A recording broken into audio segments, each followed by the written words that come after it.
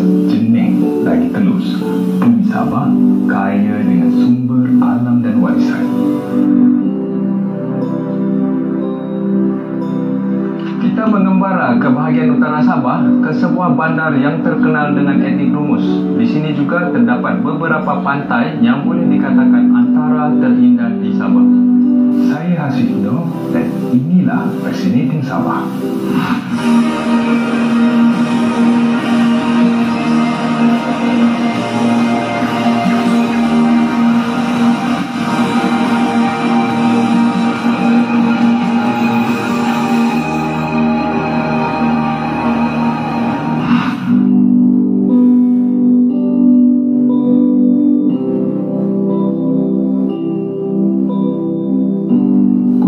Di bahagian atas utara Sabah, iaitu kira-kira 190 km dari Kota Kinabalu. Kudat, bandar terbesar di kawasan yang didiami oleh subetnik kaum Kadazan Dusun, iaitu kaum Rumus. Ia juga merupakan salah satu kawasan pertama di Sabah yang diduduki oleh orang Cina, khususnya daripada suku Hakka. Sebelum kedatangan British, Kudat dikenali sebagai Tomburungan. Nama diberi bersempena daripada sebuah sungai yang diberi nama Sungai Tomburumus yang tidak lagi mengalir sekarang.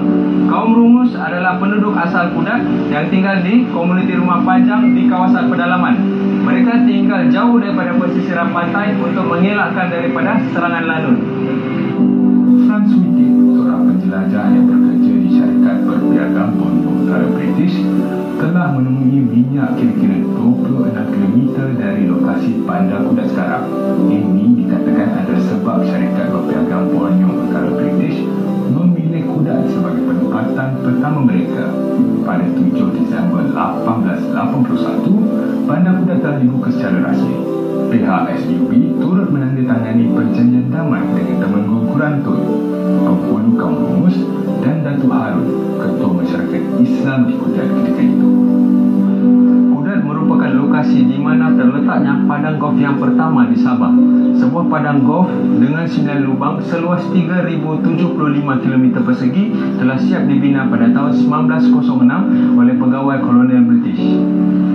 Masyarakat Hakka di Kudat adalah antara masyarakat Cina tertua di Sabah. Kedatangan orang Cina Hakka ke Kudat bermula pada tahun 1880-an apabila perjalanan percuma ditawarkan kepada mereka yang ingin bekerja di Borneo Utara British. Mereka diberikan sebidang tanah, peralatan pertanian dan bekalan makanan selama 6 bulan sebaik tiba di Kudat. Mereka ditugaskan untuk membuka tanah tersebut dan mana separuh daripadanya untuk menanam padi. Ramai antara mereka telah membuka ladang kelapa yang luas. Dengan permulaannya sebagai ibu kota pertama Borneo dan pusat perdagangan yang sibuk pada abad ke-19, Kudat telah berubah menjadi sebuah bandar yang lebih tenang dan santai. Lebih ramai pengunjung dari luar datang ke Kudat untuk menikmati makanan laut segar dan percutian pantai. Pantai-pantai di Kudat adalah antara pantai yang terbersih dan juga paling tidak tercemar di Sabah. Antara yang menjadi tumpuan pelancong adalah Pantai Bakbak, Pantai Pasir Putih, Pantai Kalampunian dan juga Terungkungan. Di semenanjung Kudat adalah Tanjung Simpang Menggayau. Di sini merupakan titik pertemuan dua lautan besar, Laut Cina Selatan dan Laut Sulu.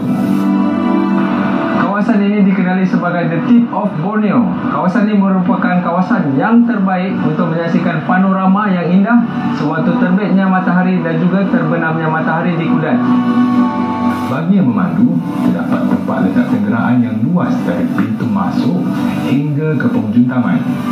Klub Gangsa adalah mercu tanda bagi Tanjung Simpang Menggayau atau The Tip of Borneo. Keadaan cuaca di sini selalunya berangin dan pada zaman dinasti Sung Mendeng-Jin dikatakan banyak kapal perdagangan Cina telah karam sewaktu pelayaran ke Sulawesi untuk memperdagang garam beratus. Pakar sejarah berpendapat bahawa mungkin terdapat lebih 20 bangkai kapal yang masih lagi belum dijumpai. Sesekali, nelayan tempatan menjumpai barangan purba dan antik daripada bangkai kapal tersebut di kawasan ini. Di sebelah timur Tip of Borneo, jelas kelihatan sebuah rumah asli di Pulau Kalampunian. Sebuah bandar pesisir pantai, penduduknya sering dilihat menjual kulit cengkerang di tepi jalan berhampiran dengan mereka. Ini dalam ni apa ni dulu kak? Sipul. Jadi biasa kamu kumpul sendiri atau ada orang hantar? Oh, dari orang hantar di sini. Semua hasil-hasil laut ini datang daripada pantai dan juga pulau di kawasan ini. Pantainya berpasir putih yang cantik, tapi arusnya kuat. Jadi seharusnya berhati-hati.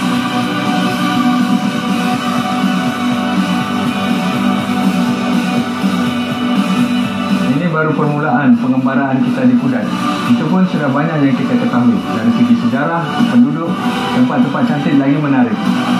Jauh perjalanan, luas pemandangan, luas lagi pengalaman.